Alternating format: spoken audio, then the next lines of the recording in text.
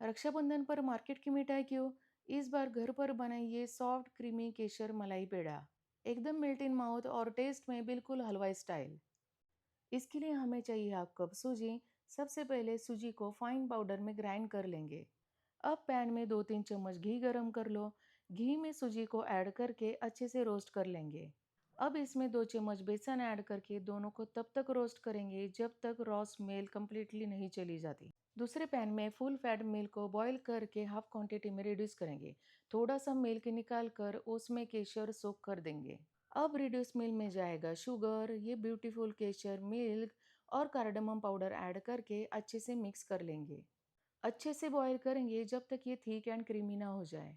अब इसमें रोस्टेड सूजी बेसन मिक्सचर ऐड करके कंटिन्यूसली स्टीर करेंगे जब तक मिक्सचर थिक स्मूथ होकर पैन के साइड्स छोड़ने लगे। अभी से स्वीट क्रेविंग हो रही है ना? सेव करो, ट्राई करो और कमेंट में ज़रूर बताना कैसा लगा। अब मिक्सचर को अच्छे से ठंडा होने दो। इक्वल पोर्शन करके स्मूथ बॉल्स बना लो। अब पेड़ा शेप में फ्लैटन करके ऊपर से केसर से गार्निश करो।